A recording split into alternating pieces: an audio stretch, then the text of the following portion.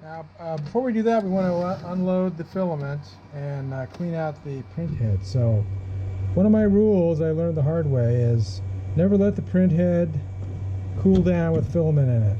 So, if you're going to stop for more than 10-15 minutes, you really need to clean out you need to remove the filament and clean it out. But when I first started, I'd leave the filament outside overnight, just in the machine.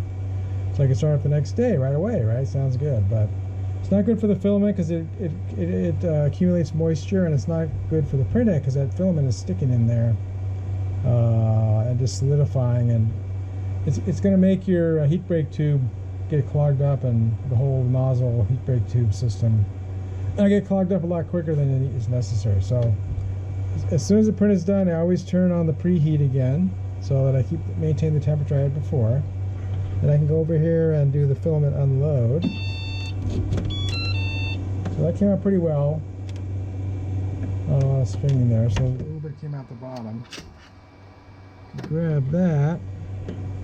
Now when I print PETG, I'm going to be going back to PLA after this right away. So when I print PETG and I'm switching back to PLA, I always want to run some cleaning filament through the machine because it just PETG has to print at a higher temperature. So any residual PETG in the machine is going to be problematic. So we're going to run some cleaning filament through here, and then we'll finish cleaning it. Okay, so the filament went back in the dry box, so it'll stay dry. Here's the cleaning filament. I've done some research on this. I'm not exactly sure what's in it, but my understanding is it's a filament that melts at a wide range of temperatures, so it'll melt down to 200 or less. I don't know what the lower temperature is, but and it also has a mild abrasive in it, so that helps, and some other features that help take all the filaments in there and take it out. So we want to run this through until we see clear filament coming out. So we're just going to hit load filament, and the old filament will get pushed out hopefully, and the new filament the cleaning filament will go through the machine, be much easier to clean out. So here comes the residual PETG silver. We'll wait till it blobs down and gets down onto the bed, then we'll stop a second and grab it. Okay, stop. So I'll put a link to this cleaning filament in the show notes. But I'm not sure it's completely necessary, but when I was printing PETG had so many problems. Going back to PLA, I had other problems, so I just, I was desperate to try anything, so I tried this, and it seems to work, so I'm just going to keep, it's not, they don't use that much, so it's not super expensive. And I don't use PETG that often, just there's only 1 or 2 products that use it. Almost, I'd say 95% is PLA that I'm making, so. Except for these modifications to the printer, of course. Alright, so that's probably enough. Okay, so now we've hopefully pushed out almost all the PETG. Now we're going to unload the cleaning filament. That came out nice and clean. And then we're going to open up the print head like normal and push out the rest of the filament. So the first thing we need to do is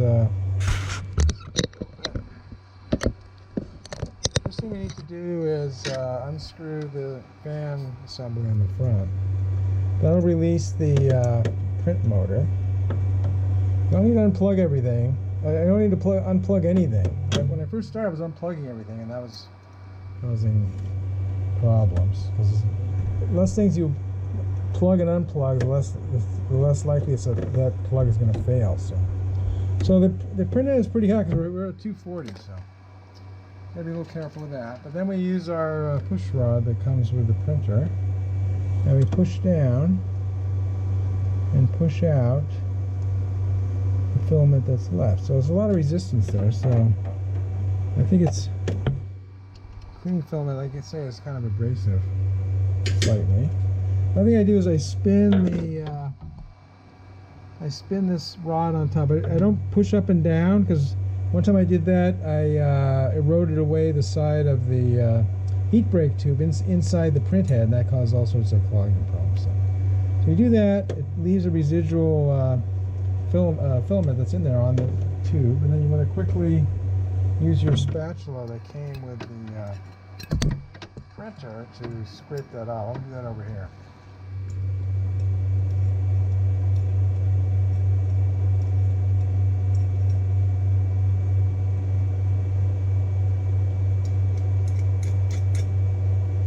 I didn't get that on camera, but the idea is that the filament sticking to this is 240 degrees C. So you want to get it off there before it completely solidifies or it doesn't all come off. So a little bit is off on because I was talking. So this next one I won't say anything. I'll just do it. So usually I do it twice. That's usually enough. Let's see how much extra comes out here.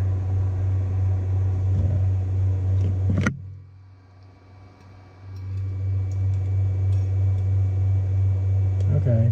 Let's try one more time. See if we get any more. Anything you get out of here is going to help tomorrow when you're printing from scratch. There's a teeny bit left just on the tip, so we'll call that good. And then we're going to use our needle. So I got these cleaning needles. It's 0.4 millimeters. That's the diameter of my nozzle. So I think these are acupuncture needles. They sure look like them. I've never had acupuncture, but I've seen it on TV. So, all right. So you poke this around there, and you can see some of the filament came out on the tip of the needle there. So usually rather than try to pull it back through, I take my nippers and gently grab the needle and just pull down, and it'll come off. See. And then I spin the needle too as I bring it out, and then you get a little bit left on it. You can see that's on there. So in this case, again, it comes out at 240. But then this solidifies almost immediately because the needle is so thin, so you have to use your little more pressure to get that residual filament off of there. Usually it comes off, but I usually don't wait that long, so there's even less warmth than I usually have. So, okay, I'll work on getting this off later. But then if you do that, you can reuse the needle, which is helpful. Alright, so that's all done. Now we just close this up. Remember, I've still got the preheat on, so the print head is being heated to 240 degrees. So you gotta be a little careful handling it. But the top of the motor is, slightly warm. If you're careful and don't just leave your hand on it, it's fine. And of course, you don't want to get anywhere near the bottom of it, near the nozzle with your hand. That's be a disaster. Instant third degree burns. I don't know if there's fourth degree burns, but it'll be bad news, let's put it that way. Alright, so this is retightened. And then the final thing to do is take your brass brush. I'll have a link to this too. And you just gently scrape the end of the nozzle. So any residual filament on the end of the nozzle is going to get scraped off. So this brass brush is nice and soft compared to the nozzle. But I'm using the micro Swiss nozzle here, but even if you went back to a brass nozzle, which I think I'm going to be doing, it's brass against brass, so it's not really going to hurt the nozzle. It shouldn't anyway. Alright, so that's it for this. Now we can turn off the preheat and save some energy. And I'll change the preheat to what I'm going to use tomorrow, so don't forget. So lately I've been printing PLA at 225, so I'll set that, and the bed temperature of 40. So I'll set those so I don't forget tomorrow. And then I always send the print head of the printer to home, because then everything's ready to print for tomorrow. I should have scraped off this. There's a little bit of residual PLA on here. I'll scrape it off tomorrow. Normally I would do that first before I send it to home, but I forgot. So I'll clean that off tomorrow before I start printing. But if it's at home, then you're all set for tomorrow to start leveling your printer, see? Because you're already up close to the leveling position. So that's my shutdown procedure for the printer for the day. So it's already 9:20 p.m., so I'm not doing any more printing tonight. So we'll go over to the workbench and we'll clean up the parts, and then tomorrow we'll try putting it together and see how it works. Alright, here's our parts. So let's take off this one bit of the support already came off. So you can see they have a little zigzag pattern. That's what the Simplified 3D comes up with. It seems to work really well, so that just came right off. So again, we can do some sanding on this. I'll have to sand. There's some little blips and stuff in here. I'll have to do the sanding on that. Let's do this one next. I'm using my probe. So it's got some bubbling on the side of this because it went from one to the other and left some bubbles. So for this purpose, this is easy to sand off, so I'm not worried about that. So let's get this support material out from underneath here. This is coming off pretty well. You need to have some kind of probe like this to clean up these parts, because this one is a really old one I had. It came from an analog TV kit, or tool kit for fixing analog TVs. So it had plastic ends, so when you're in where high voltages, you can use the plastic screwdriver, and it's got a metal end for when you don't worry about that.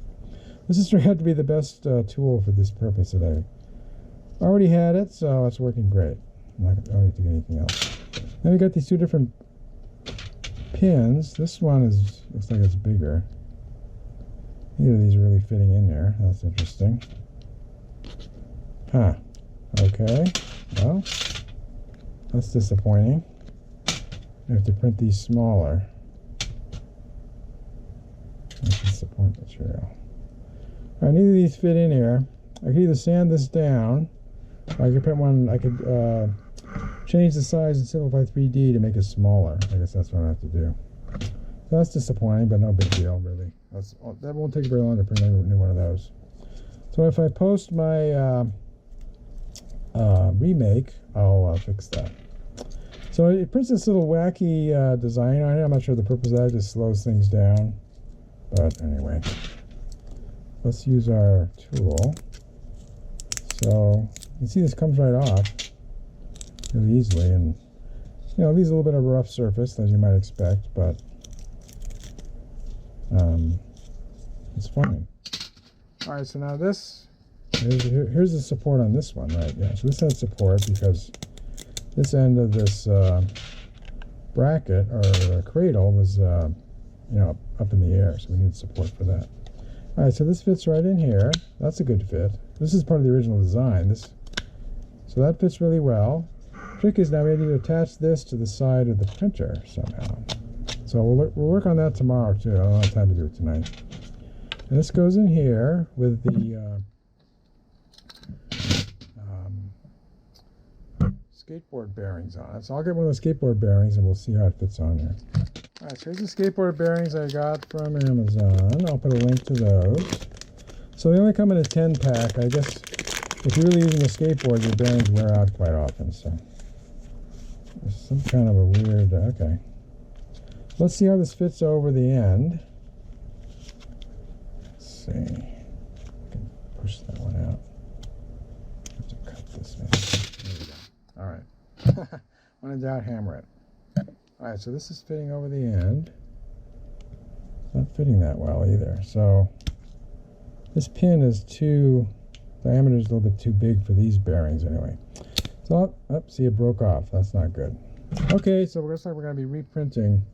We're going to be reprinting this this guy with a different pin on the end, and we're going to have to fix the pin on the other end too. I thought the diameter of these bearings was standard, but maybe there's some variation. So we'll accurately measure the. Now we have 10 of them, so maybe I'll worry about getting that out later. I guess I'll accurately measure the interior diameter of this and make sure I have a pin on here that's the right size. And I'll make sure this one's probably too big too. These removable pins are also probably too big. Now see, this one fits perfectly. Yeah, that's a perfect fit. So what's going to happen on this one? Oh, when I get this out, I'll measure the diameter of these two and see which one is better. This one's a little bit tighter fit. Maybe this base is the same. Oh yeah, the base is the same. Okay. So the base is the same, but the diameter of the top is different. I thought the base was different, so where it would fit, which one would fit in here? Because in this case, neither of them fit, but it's this diameter that's... So one of these has the right diameter for the bearings that I got, and this one is still a bit too tight. I can jam it on there, but Yeah, well, yeah, it was too tight for this and it wasn't strong enough, so it broke off, so that's annoying.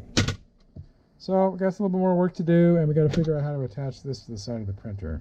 Once we do, then this should work great. So this will sit in here, and the wheel will just sit right over it, and hopefully roll really smoothly on these roller bearings. So, all right, so we'll pick it up tomorrow. If you like this video, please give it a thumbs up. Post a comment if you have any questions or ideas, and I'll try to respond. That's all for now, but more videos are coming, and if you want to see them, please subscribe to my channel and turn on the notification icon if you don't want to miss one. This is Beta Signy signing out, and keep looking up.